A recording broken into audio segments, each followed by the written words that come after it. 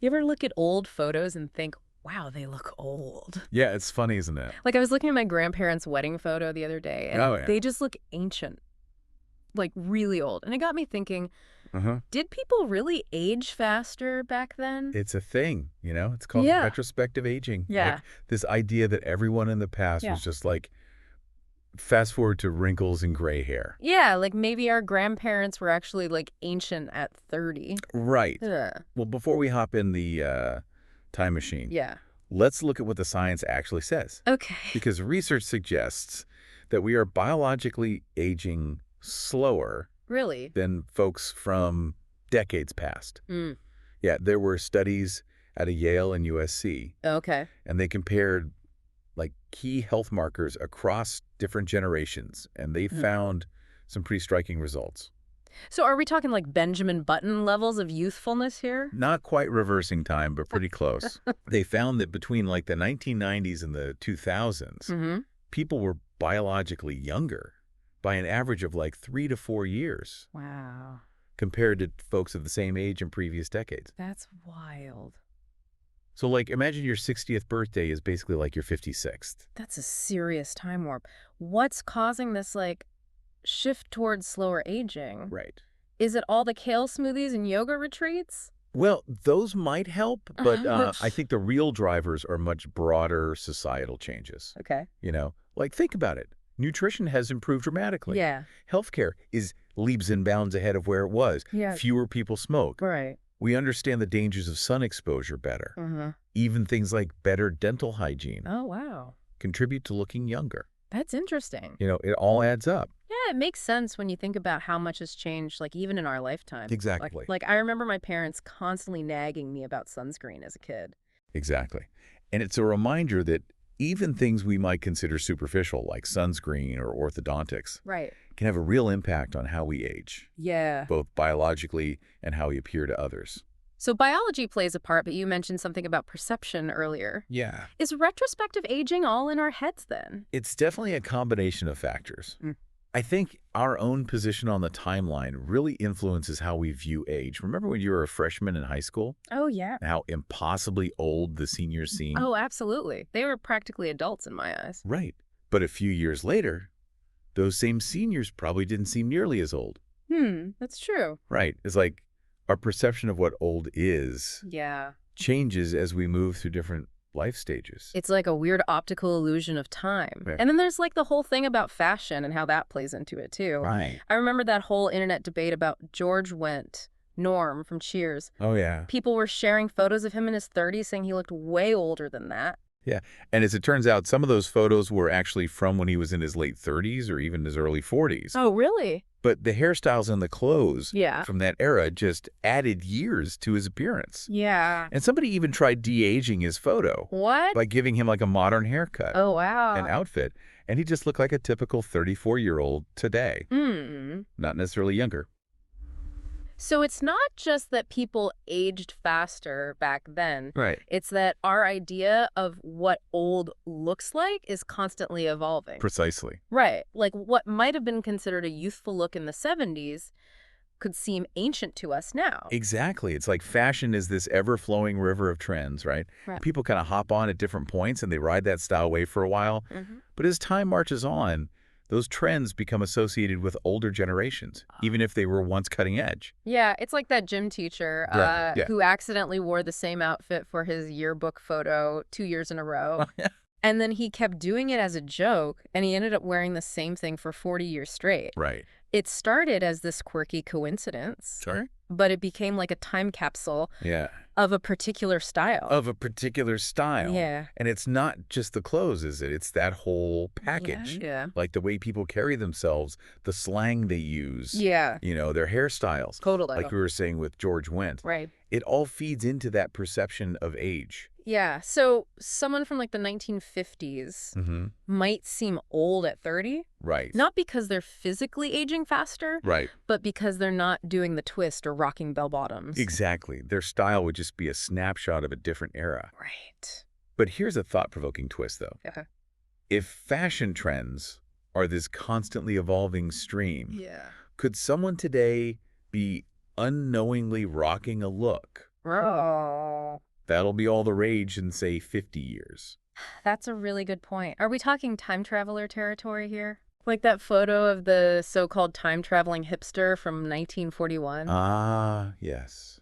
The mystery man at the bridge, Yeah. reopening in Canada, Yes. sporting the sunglasses and the graphic tee With the hoodie? in a zip-up hoodie. Yes. It caused quite a stir. He did. People were like, is this guy a visitor from the future? And didn't researchers eventually debunk that theory? They did. Yeah. Yeah. It turned out. Okay. His clothes weren't actually futuristic, just unusually casual for the time. So, like, his shirt had a local hockey team logo, Okay. and sunglasses and hoodies were around back then. Okay. They just weren't typically worn together. Gotcha. Right. But still, Yeah.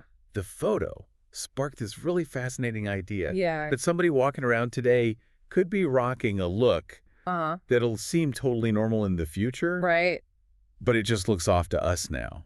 Right. It's so interesting to think about. Yeah, that's kind of mind-blowing. Yeah. Like, maybe those fashion don't articles we see online now Right. will be like vintage gold someday. Exactly. Who knows? But what if we're not just talking about clothes? Yeah. What about names? Like how they influence our perception of age? Oh, yeah. Didn't you mention something about a face name matching effect? Yeah.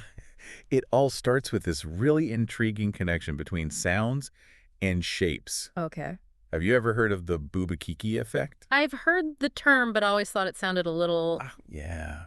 well, kind of boobish. A little out there. Yeah. But it's actually simpler than it sounds. Okay. If you show someone a spiky shape and a rounded shape Uh-huh. and ask which is Booba and which is Kiki, Yeah. almost everyone will say the spiky one is Kiki Oh, really? and the rounded one is Booba. Wow. And this cross-cultural phenomenon suggests that our brains just instinctively link sounds and shapes. Okay. I can kind of see that. Yeah. But how does this relate to names and faces? Well, researchers have taken that sound-shape connection a step further, Okay. and they found that it extends to faces and names. Really? Yeah, and you can actually predict someone's name from their face, Wow. more often than random chance would allow, That's so interesting. which suggests that certain names actually do have visual associations. Wait, so you're saying there's like a Mark face and a Jessica face? There's some evidence to support that, yes. That's wild. Yeah, researchers have even created like composite images based on what people think different names look like. Really? And it's surprisingly accurate. So our names can influence how we look. Well, hold on. It's not quite that simple. Okay. It's not like your name magically sculpts your face, Right. but the expectations and the stereotypes associated with certain names Yeah. might subtly influence a person's behavior and self-presentation over time, Right. which could in turn affect their facial features. Oh, okay. So it's more like a... It's almost like a self-fulfilling prophecy. Yeah. That makes sense. Right. That's so interesting. This is getting really deep. It is. I'm imagining all those times people told me you look just like a... You know my name. Like a host speaker's name. Yeah. Like maybe they weren't just talking about my resemblance to Aunt Mildred or whatever. It's a fascinating idea to consider, It is. right? This interplay of like nature and nurture Yeah. and expectations and reality all shaping who we are Totally. and how we're perceived. Okay, so we've talked about biology, we've talked about fashion trends, we've even talked about names influencing age perception. Right. But what about the big question, when do we actually become old? Ah, that is the age-old question. Yeah. And the answer, as you might expect, is it depends On who you ask. on who you ask. Exactly. Yeah, I bet people's definition of old changes as they get older themselves. Yeah, exactly. There was a study in the Journal of American Geriatrics. Okay. And they found just that. So like people under 65 Yeah. said old age starts around 71, Okay. but those over 65 put it closer to like 77. Really? But here's the real kicker. Okay. The only age group that was perfectly content with their age was 21-year-olds. That makes sense. Everyone else wished they were either older or younger. Yeah, we're never satisfied, are we? It seems that way. Like the grass is always greener on the other side of the age spectrum. Yeah, but it's a good reminder that our perception of time and age is so fluid. Yeah. What seems old to us today might seem young to future generations. Yeah, that's true. Maybe we'll be the ones in the photos looking ancient, Right. no matter how trendy we think we are now. Yeah, I'm starting to think this whole retrospective aging thing Yeah. is less about actual years and more about how we view time and ourselves Right. within that like ever-shifting landscape. I think that's a great way to put it. Yeah, it really is a fascinating paradox, isn't it? Like we Yeah. try to pin down this concept of old age as if it's like Right. a fixed point, but really it's more like a Yeah. moving target shaped by, Yeah.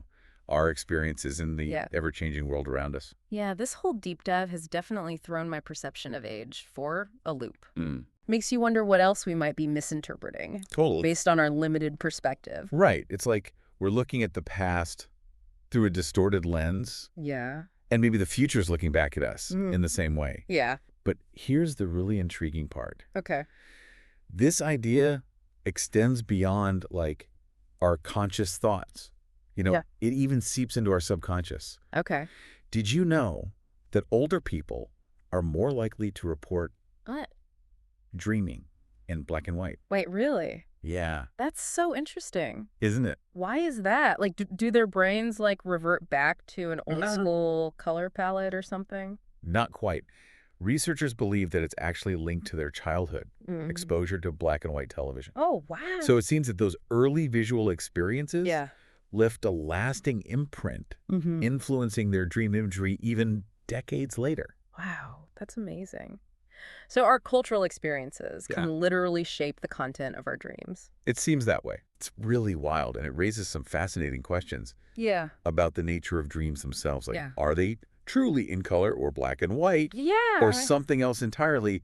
Or do we only assign those qualities when Yeah. we're awake trying to, like, Right. make sense of this Yeah. strange, often illogical imagery? It's like our brains are filling in the blanks Yeah. using like the visual language that we've accumulated over a lifetime. Exactly. So I imagine someone who grew up watching like Technicolor films would have a totally different dream experience than someone whose childhood was like Totally. filled with black and white TV shows. Right. Right? Precisely. It just reinforces this whole idea Yeah. that even something as personal and seemingly internal as a dream Right. is still influenced by the external world. Yeah. Our perceptions, Yeah. our memories, our Yeah. very thoughts are shaped by Yeah. the time and the place we inhabit. It makes you wonder what future generations will make of us. Will we be the ones looking old and out of touch in their Yeah. old photos and videos, no matter how Yeah. stylish we think we are now? It's definitely a possibility. Yeah. Trends are cyclical. Yeah. So what we consider cutting edge today might look just as dated to future generations Right. as those 1970s hairstyles Yeah. look to us now. Yeah, totally. It's the inevitable cycle of time and perception. So the next time I see someone in an old photo and I Yeah. think, wow, they look old, I'll have to remind myself that they probably felt just as young and trendy Right. as we do now. Absolutely. It's all relative, isn't it? Yeah. And that's the beauty of it. Uh-huh. Time keeps moving, trends keep changing, Yeah. and our understanding of ourselves Mm-hmm. and the world around us is constantly evolving. Right. It's a reminder, stay curious, keep learning, Yeah. and maybe embrace the absurdity of it all because someday we'll be the ones in those old photos. And who knows how future generations will perceive us. This has been such an incredible deep dive. Yeah. It's really made me realize how much I take for granted Yeah. about like how I see the world, Yeah. especially when it comes to something as basic as age. It's so easy to get caught up in our present moment Yeah. and forget how much our perspective is shaped by forces larger than ourselves. Right. But recognizing that can be incredibly liberating. Yeah. It allows us to question our assumptions, Wow. embrace new perspectives, Yeah. and maybe even see the world and ourselves Yeah. with a little more wonder and a little less judgment. I love that. So maybe the key to understanding the future Yeah, is to question our assumptions about the present. I think that's a great takeaway. And who knows, maybe those old photos hold more secrets than we realize. Yeah. Until next time, keep questioning, keep exploring, and keep diving deep.